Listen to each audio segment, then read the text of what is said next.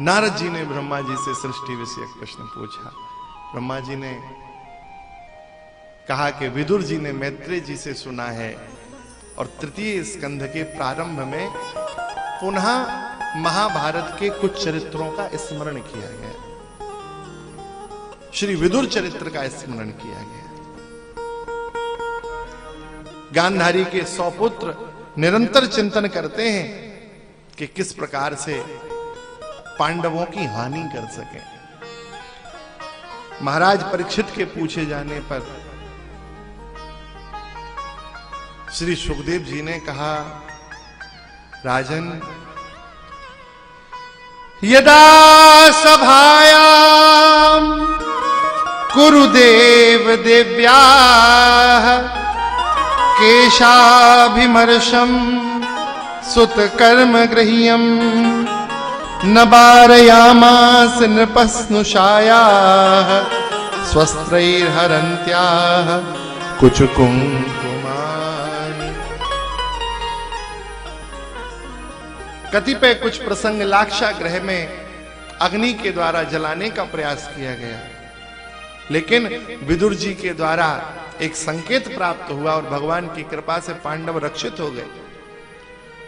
पश्चात मध्य सभा में द्यूत क्रीड़ा के छल में भोले भाले पांडवों को दुर्योधन ने उपस्थित कर लिया, पराजित कर दिया। भगवती द्रौपदी को दांव पे लगा दिया।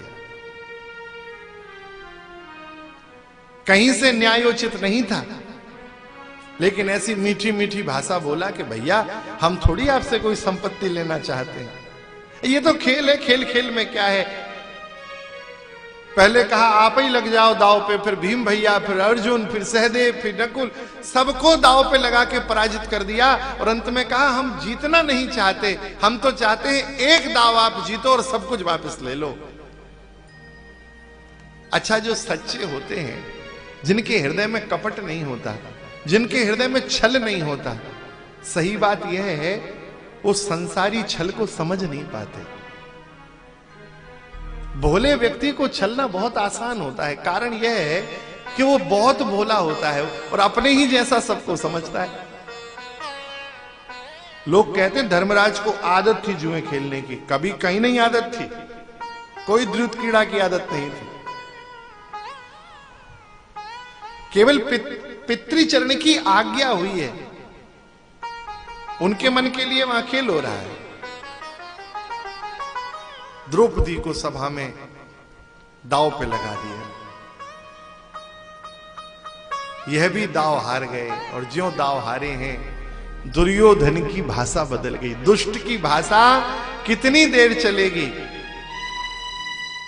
दुष्ट पे विश्वास नहीं कर सकते हैं आप, कब बदल जाए कोई भरोसा नहीं। तत्काल शब्द बदल गए। दुशासन को आज्ञा दी 5-5 पतियों वाली कैसी सती 20 सभा में लाओ, निर्वस्त्र करूंगा, जंघा पे बिठाऊंगा। सारे पांडव सिर नीचा किए हुए हैं, सब उपस्थित हैं। एकांतिक कक्ष में निवास करती थी, एक वस्त्रा थी उस काल में द्रौपदी। सखी ने दौड़ दौड़ के जाके सूचना दी है, महारानी जी राजसभा में ऐसा ऐसा संस्कार घटित हुआ है। दुशासन ने केशों को पकड़ लिया है, खींचता हुआ लेके आया है। भगवती द्रौपदी ने आशान्वित होकर पितामह भीष्म को देखा है, आप इस परिवार के सबसे वयोवृद्ध हैं, आप रक्षा करिए। पितामह ने सिर नीचा किया। द्रोणाचार्य को देखा है, उन्होंने सिर नीचा किया। कृपाचार्य को देखा, उन्होंने सिर नीचा किया। अपने पतियों की ओर देखा, पति सिर नीचे किए हुए बैठे हैं। पुनः कृपाचार्य की ओर देखा है, हे आचार्य आपके तो नाम में कृपा जोड़ा है, कम से कम आप तो कृपा करो।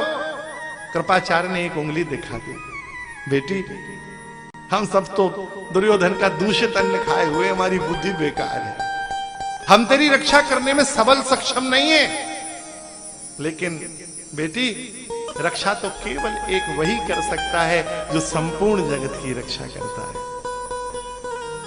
भगवान द्वारिका में है। द्रौपदी ने मध्य सभा में भगवान का स्मरण कर लिया, गोविंद नाम का स्मरण किया। मेरे प्रभु, उन्हें घटना याद आ गई।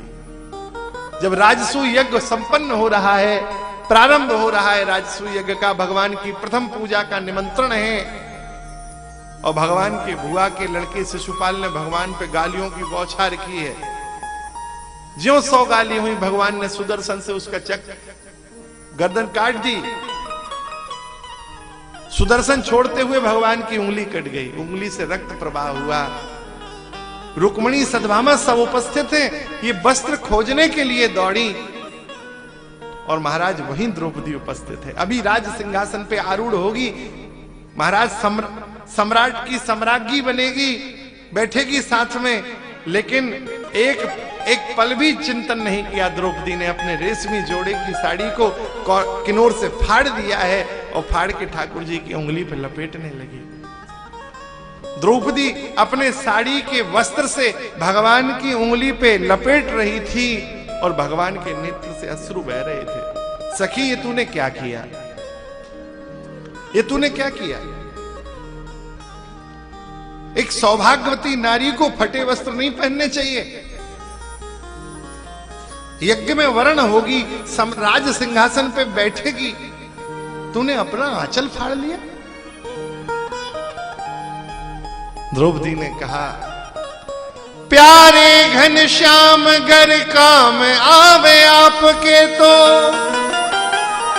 फाड़ दूं नसों को, ये तो रेशम के धागे हैं, धागे भी साधारण से इनका कोई मोल नहीं, ना दुल्हन के जोड़े हैं ना दुल्हा के पागे हैं। और द्रौपदी ने एक ऐसी बात कह दी कि प्रियतम, रहे बे अभागे जो न चीर छोड़ भागे, भाग उन्हीं के जागे हैं जो उंगली पे लागे हैं। हे प्रियतम, यह संपूर्ण धागे अभागे हैं जो मेरी साड़ी से चिपके रह गए, उन्हीं के भाग जगे हैं जो आपकी उंगली तक पहुंच गए। भगवान ने अश्रु प्रवाह करते हुए कहा था, प्राण सखी, यदि कभी अवसर मिला तो इन धागों के तंतुओं के एक एक तंतु के बदले मैं 1000 साड़ियां तुझे समर्पित करूंगा। और भगवान ने वचन दिया है, आज भगवान को उस वचन का स्मरण हो गया। हे कृष्ण द्वारिका वासिन, हे द्वारिकाधीश, हे गोविंद, मेरी रक्षा करो। द्रौपदी ने आर्तनाद किया है, मेरे प्रभु ने वस्त्रावतार ले लिया। रसिकों ने द्रौपदी के चरित्र को गाया तो उन्होंने कहा कि नारी बीच साड़ी है कि साड़ी बीच नारी है, नारी ही की साड़ी है कि साड़ी ही की नारी है। समझ नहीं पड़ता था। भगवान ने वस्त्रावतार ले लिया। दुस्शासन की भुजा थकित भई, घट्यो न 10 गज चीर। 100 हाथियों वाला दुशासन, उसकी शक्ति कम पड़ गई, घट्यो न 10 गज चीर। भैया हो,